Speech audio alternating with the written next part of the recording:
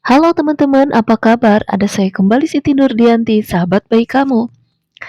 Jadi di kesempatan hari ini saya akan membahas tentang bersyukur untuk berdamai dengan masalah. Bersyukur adalah obat universal yang dapat menangkal pengalaman pahit dan permasalahan dalam hidup. Tak dapat dipungkiri bahwa kita semua diterpa berbagai masalah dalam hidup. Akan tetapi, sebelum pengalaman pahit menjatuhkanmu dalam palung kekecewaan, membiasakan diri untuk bersyukur itu akan membuatmu lebih bangkit dan berdamai dengan masalah. Mengapa sih kita itu sangat sulit untuk bersyukur?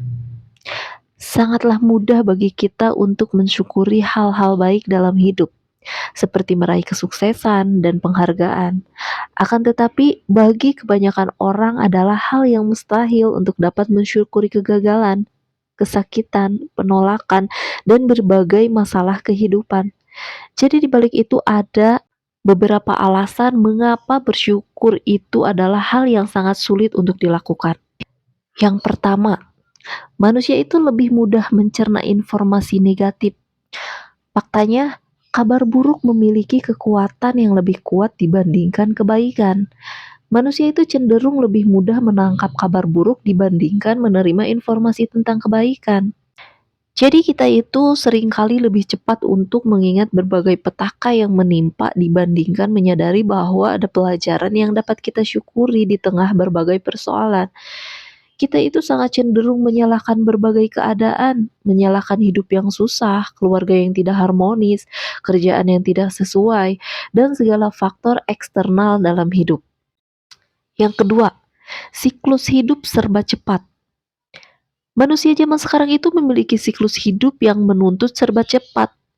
Deadline skripsi, kerjaan kantor, kemacetan lalu lintas. Semua itu membuat kita merasa terburu-buru dan dikejar oleh waktu. Sehabis kuliah atau pulang dari kantor, masih aja ada pekerjaan yang harus dikerjakan di rumah.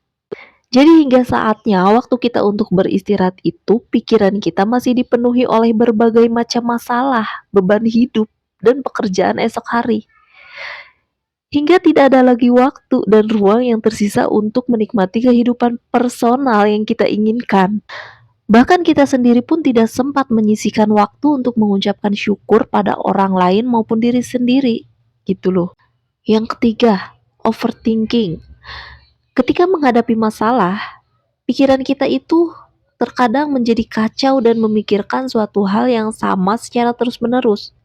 Jadi alih-alih mencari cara untuk keluar dari masalah itu, kita malah terjebak oleh sekumpulan pikiran yang mengendap dalam diri kita. Kebiasaan inilah teman-teman, overthinking itu dapat berdampak buruk pada situasi stres dan dapat mengarah pada gejala depresi dan cemas. Jadi kita itu harus lebih hati-hati ya teman-teman. Jadi ketika terlalu memikirkan seluk-beluk permasalahan, kita itu semakin sulit untuk mensyukuri hidup kita saat ini. Yang keempat, manusia itu cenderung tidak mudah puas. Pola hidup zaman sekarang mengajarkan kita untuk tidak pernah puas teman-teman. Kayak promosi jabatan, juara lomba ini itu. Mengejar hasrat untuk memenuhi kebutuhan dan keinginan kita adalah hal yang wajar ya. Tapi ketika kita telah mencapai satu puncak keberhasilan, kita akan berusaha menemukan puncak kepuasan yang lain.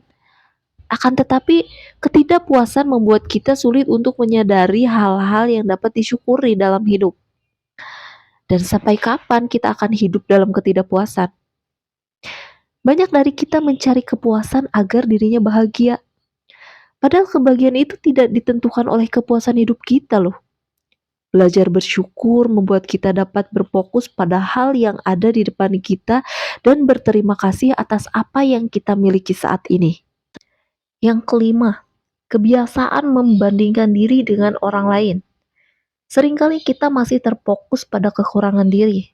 Kita menjadi terbiasa memikirkan tentang apa yang tidak kita punya dan apa yang orang lain punya. Jadi kebiasaan inilah yang membuat kita semakin membanding-bandingkan diri dengan orang lain. Setiap kita membandingkan prestasi, harga diri, kekayaan, dan kondisi hidup kita dengan orang lain, hal itu tidak akan membuat diri kita lebih baik. Kebiasaan membandingkan hanya akan membentuk negativitas yang tidak akan menambah kualitas apapun dalam diri.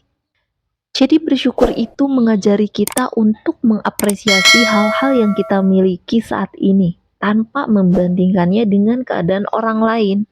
Itu teman-teman.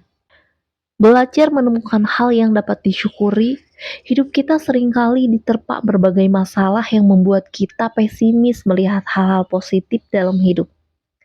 Deadline skripsi, tugas kantor, putus cinta, tuntutan orang tua, tagihan biaya hidup, dan lain sebagainya membuat manusia hidup di bawah berbagai tekanan. Seakan kebaikan dan kenikmatan hidup jauh dari genggaman kita. Ucapan dan dukungan dari orang lain yang mengajak kita untuk tetap semangat, tetap ceria, dan berbahagia dalam menjalani hidup terdengar seperti omong kosong belaka. Kita menganggap dukungan tersebut hanya angin lalu yang sekedar formalitas orang-orang sekitar untuk menunjukkan rasa peduli. Dalam hati kita menggerutu sendiri. Bagaimana bisa dengan gampangnya Anda menyuruh saya untuk menikmati hidup? Anda tidak tahu beban dan permasalahan apa yang sedang saya hadapi. Benar nggak? Mari, tenangkan emosi dan pikiran Anda sebelum mengeluh lebih jauh. Belajarlah untuk menyadari hal-hal yang ternyata bisa Anda syukuri. Napas, hidup, keberadaan Anda, orang-orang di sekitar, pekerjaan, atau tugas yang masih bisa Anda kerjakan. Terkadang hal-hal kecil ini luput dari perhatian kita. Kita ini terlalu sibuk mencari hal-hal yang luar biasa yang dapat disyukuri. Padahal apa? Yang Anda punya dan Anda bisa lakukan saat ini adalah hal yang perlu disyukuri loh.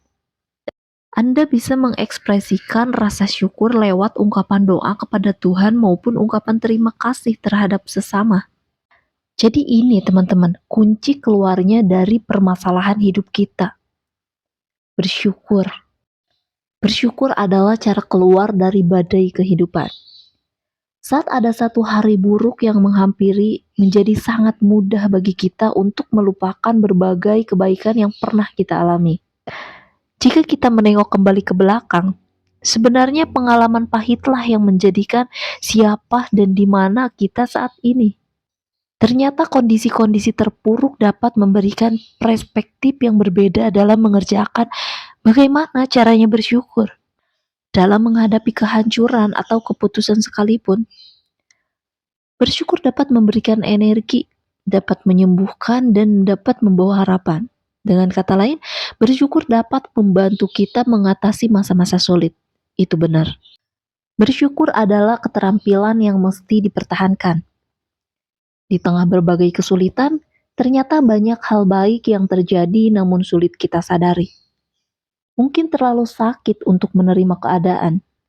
Akan tetapi, kita dapat berlatih bersyukur dengan berusaha mencari kebaikan di antara hal-hal buruk yang terjadi. Bersyukur adalah kemampuan praktis untuk menjaga emosi ke arah yang lebih baik. Ketika gagal dalam suatu wawancara, bisa saja itu pertanda ada kesempatan baik lain yang tersedia bagi Anda. Atau mungkin saat orang yang kita sayang meninggalkan kita sekalipun, kita bisa bersyukur. Karena jadi kita tahu bahwa masih banyak orang lain yang menyayangi kita. Keterampilan bersyukur mesti dijaga dan dilatih terus-menerus. Ketika hal-hal buruk terjadi, bersyukur memberikan perspektif untuk melihat kehidupan secara keseluruhan bukan atas keadaan sementara. Perspektif ini mungkin tidak mudah untuk dicapai dalam waktu yang singkat. Akan tetapi, ingat bahwa usaha Anda yang dikeluarkan akan sepadan dengan hasil yang Anda dapat ketika bersyukur. Percayalah, bahwa akan ada pelajaran berharga untuk Anda agar lebih kuat dalam menjalani hidup. Oke, sekian dulu pembahasan hari ini dari saya. Jika kalian suka dengan video saya ini, coba klik jempol ke atasnya dulu silahkan.